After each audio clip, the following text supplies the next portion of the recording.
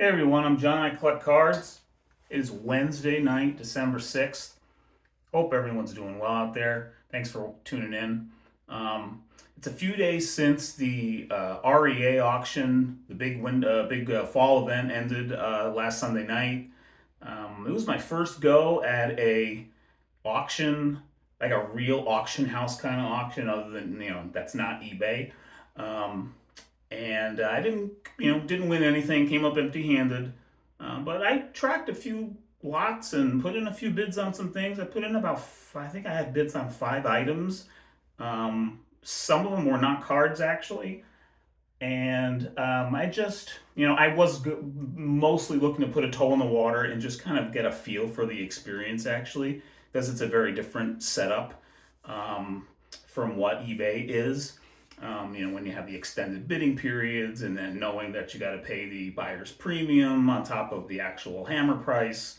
So it's a different process. So I was just kind of getting accustomed to it. Finally deciding to put a couple of toes in the water there. But, while I was following REA on Sunday night, I decided to look at Heritage's auction as well on Sunday night. I had already been registered there and had tracked some lots over the last couple of months. Never actually had bid on anything, but I did Sunday night as well. And wouldn't you know it, I actually won one. So I did win my first actual auction house lot on Sunday, and I look forward to showing it in another video when it gets here soon. Hopefully it'll get here in a few days. It's nothing major, but it's something new for me, and in terms of a particular card. And then it's actually new in terms of a particular vintage era Hall of Famer who I really haven't collected anything of since I got back into the hobby 3 years ago. So, and I think I got a decent deal on it actually. It's actually a 2-card lot. So look forward to sharing that those 2 cards when they arrive. But what I want to do in this video is a couple of videos ago, I mentioned that I joined VCP, subscribed to VCP, finally, and took that leap, and I've been really enjoying it. Kind of adding the slabs that I have in my collection, and building a want list, and that latter thing, the want list, is what I'm going to focus this video on. I think, or we'll see. I'm thinking that maybe kind of showing you my want list on VCP maybe can open a window, so to speak, into the mind of this collector in terms of some of the things he sort of looks for, and it's just sort of an indication of kind of how my collecting is evolving. I use the word evolving sometimes because I don't know what other word to use really, but it's a growing collection. I really started out with nothing 3 years ago when I got back in. I had been out of the hobby for about 3 decades, and it's been really fun kind of building up a collection. Budgets of course factor in, but it's been a very fun and rewarding hobby road to go down. So I'm in that sense, with all the speed bumps and potholes along the way that any new endeavor would feature. It's been a really cool experience, and a big part of that has been joining this community and getting to know a number of you, either through the comments or in person. But what I want to do is flip this phone around and show you my want lists on VCP, and maybe give you an idea of kind of what I'm what's going on in here upstairs in terms of strategies, or not strategies, but kind of like what I'm looking for these days, I guess. And not really looking to buy right away, but more like maybe someday. And it's a place where I kind of park those thoughts, where it is I hope I don't forget them. So anyway, let me get that phone turned around. All right, so here's my VCP want list. I've got my laptop on here. I'm going to see how this works. I may end up folding it and kind of using it as a tablet if this doesn't quite work, but I'm going to kind of zoom in and out, so to speak, as we go and see how it goes. But I thought I would, so I kind of have it divided into 3 sections, as you can see: pre-World War II, pre-war, 1940s and 50s, and then 1960s and 70s. And I've got 10 cards in each. I actually I had like, one had 10, one had 8, and one had like 7 or 6 the other day. And I thought, like, when I was thinking about doing this video, I'd like, let's get them all up to 10. And for ones that definitely I have been thinking about, or maybe some new ones I just recently kind of really picked up on, and thinking, oh wow, I might want to actually pursue that someday. Sunday night, actually, there were a couple that I came across just looking at lots and stuff. I was like, wow, that's actually a cool card, would be awesome to have. And for each of these groups, I thought I'd trot out a card to kind of have on the side here. So here I've got my T205 Miller Huggins in a 1. And the reason I brought this card out was, I'm a Yankee fan. Miller Huggins, managed the Yankees after his playing career, which I think mostly was with the Cardinals. He may have played for another team. I actually don't have that. Don't have his stats in terms of his whole career memorized, but I know he was an infielder. But managed the Yankees to their first couple of World Championships, and unfortunately died at an early age. But picked this up at the National, actually. And I don't buy too many cards, or really any. This might be the only card actually that has pinholes in it that I have in my collection. I usually avoid those at all costs, but in this case, I actually, I did kind of like this one, and there were a couple of other cards that I bought with this from the same dealer at the National. So I was happy to pick this up raw, knowing it'd be a 1, and I just wanted to get it slabbed up. But let's go into pre-World War II here, and I'll give you an indication of kind of what I'm thinking about here, and hopefully, we'll see how slow or fast to respond VCP is. So I've got it in calendar year order, and I've got 10 in here, like I said. And the first one here on the list is the T205 John McGraw. This is a card I really would like to pick up at some point, and this was a card I was bidding on the REA auction. There was an SGC5 that was, went for actually a pretty respectable price in terms of not a crazy price. It went for about $360 out the door with the buyer's premium before, tax and stuff. But so actually it probably went for less than what it was probably hoped to go for. But I was not planning, like, that was a little beyond my budget for this first go around in an auction. I just sort of put a bid in, just wanted to see what had happened. I think the bidding started at 200, and I thought about putting in a bid close to midnight and seeing where it went eventually, but I didn't. I actually held back, and that's okay, because this card's pretty readily available, and most of these are.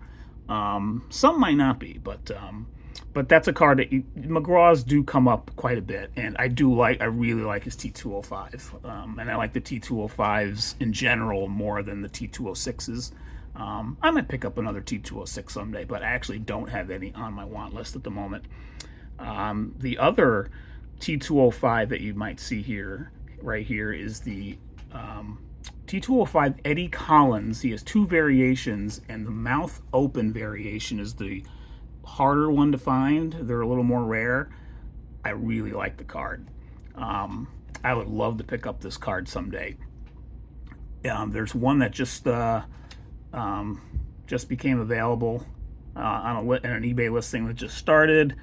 It is a 1, and it's not a bad one, actually. And so I am tracking it on eBay, and we'll see what happens. I don't necessarily have to win this one, but these don't come up quite as often.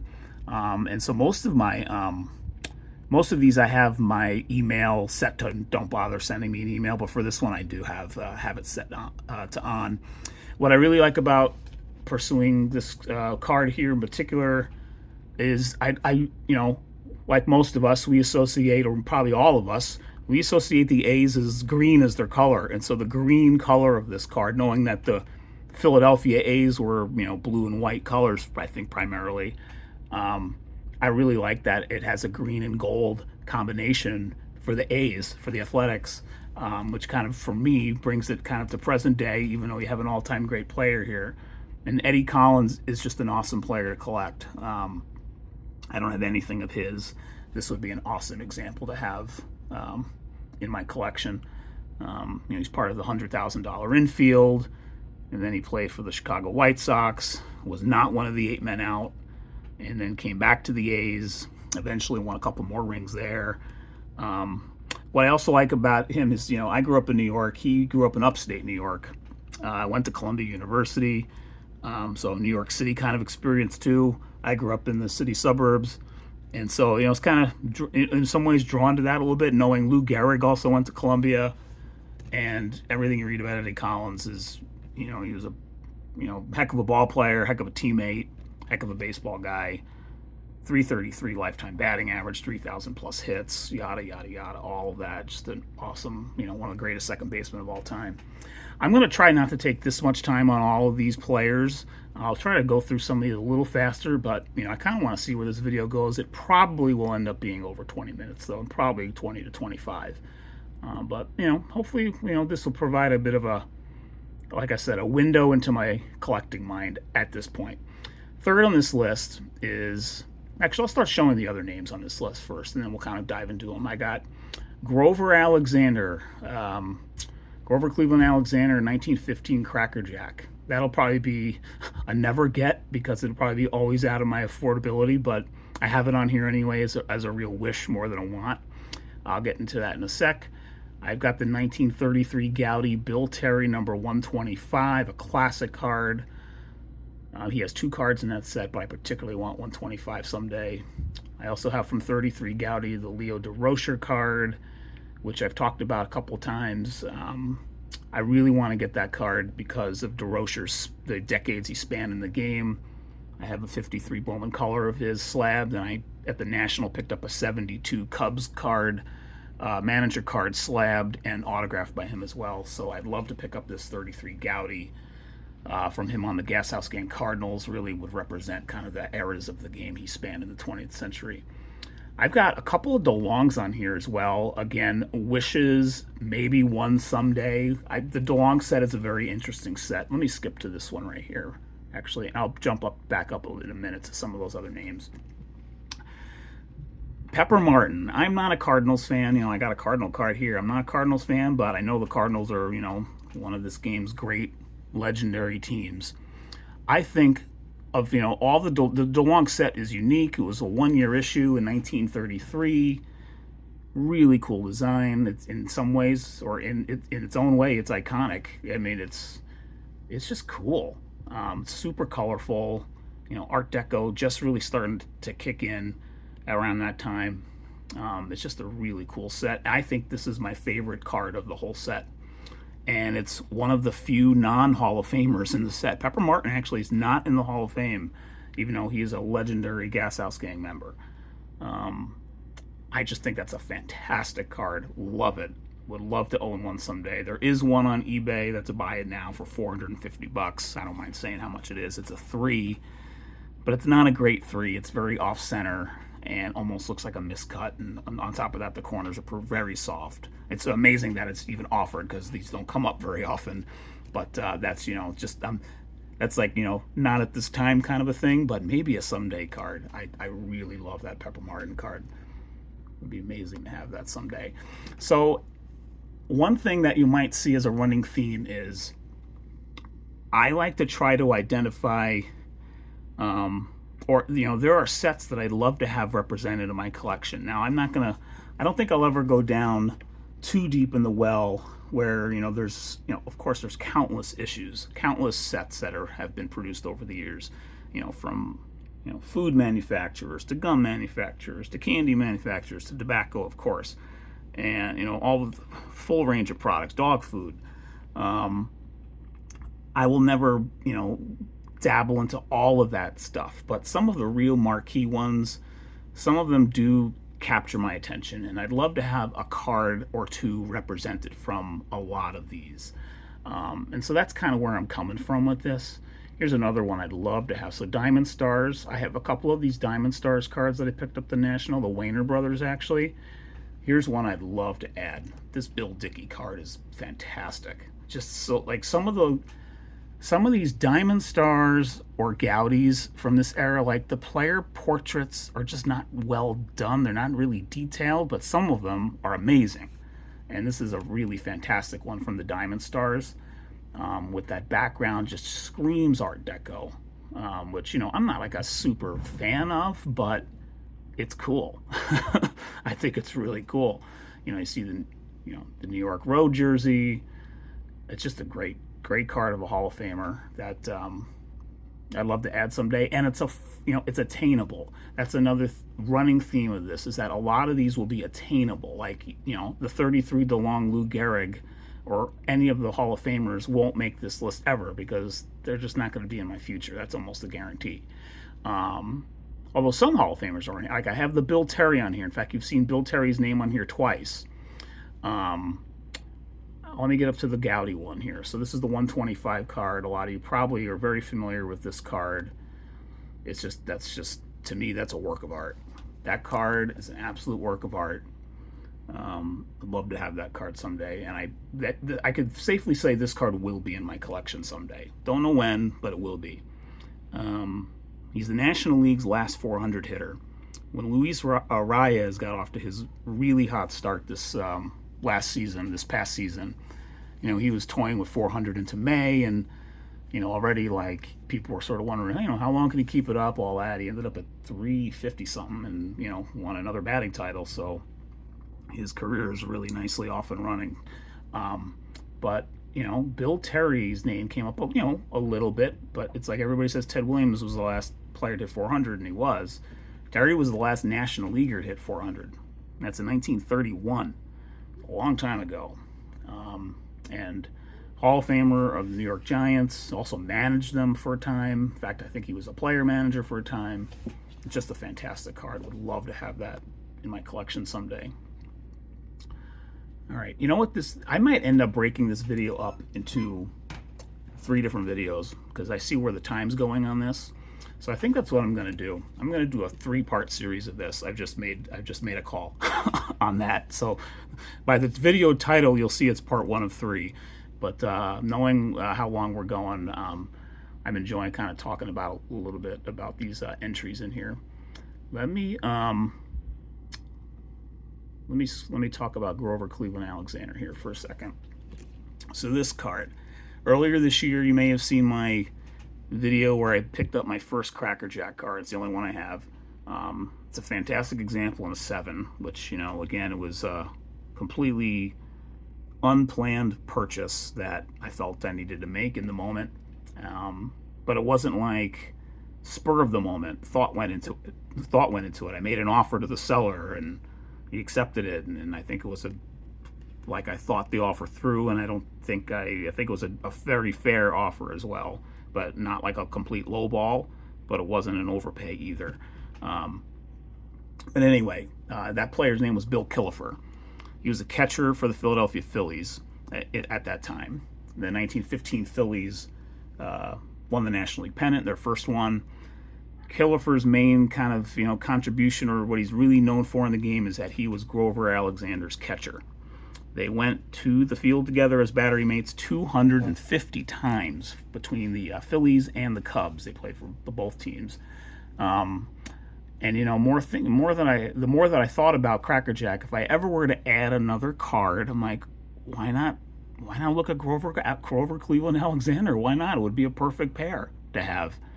And so I added this card on my want list. You know, am I ever going to get this card someday? Probably not. But, you know, like, let's look at the prices. You know, the SGCs, there you go. It's a 4-figure card. So that would be, a maybe. Maybe ever added, it would be a very fortunate circumstance if I'd ever be able to add an example of this card. But, you know, that's what want lists are for, right? And if I was able to add it someday, it'd be the perfect card to add to the one that I have currently. It's a beautiful card. The Cracker Jacks are just amazing. I want to scroll down to the end of this list, and then we're going to wrap this part 1 up. 1938 Gowdy Heads Up. I'd love to have an example of that set. The Joe DiMaggio, you know, unattainable. I'll be real about that. The Bob Feller, awesome card. You'll see that actually in part 2. I've got a Bob Feller card that I don't have a Bob Feller card yet in my collection, but I've got the one. I know the one I want to get, and it's in my next want list that I'll show in my next video. But His Gaudy Heads Up from 38 is a classic card as well. It's such a cool card. But I want to have one card from that set on this list, and Ernie Lombardi is it. He is an attainable Hall of Famer who was a solid ball player for a number of years with the Cincinnati Reds. He was their catcher, and I just think that's a super cool card as well.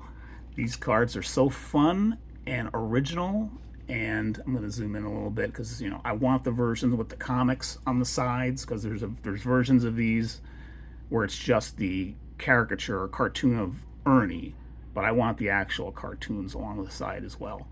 So this is just a cool card. I mean, look at that expression. I like the profile. I've talked about how I like where players are sort of not looking directly at the camera on a photograph of a card. I like profile shots. You know, not exclusively, but I just think that's a really cool card. You know, and as you can see, this is a very attainable card. So this one is on my radar as a someday purchase for sure. This would be, I think, a really cool card to add to my collection of a player I don't have. So I think I talked about all 10. I was planning to just kind of scroll through these quickly, but I decided to just talk about each one. I'll show these last two here that I don't think I did show. I'd love to have this card someday. This was on a, there was a really nice example of this that went on REA Sunday night for about $1,200, I think. Maybe a little more. You know, I think it was a 7. Fantastic card. But I like the Gaudy one even more. The Gaudy 125, I like it actually a fair amount more. And it's also a lot easier to get. And I also really like this Lefty Gomez Yankees hurler. You know, another one of like, kind of like Bill Dickey. He's you know, not a forgotten Yankee legend, but, you know, he's one of their all-time great pitchers, and that is a fantastic card in its own right. But the Pepper Martin is, of the three, is the easiest one to get in terms of price, if you can ever find one available.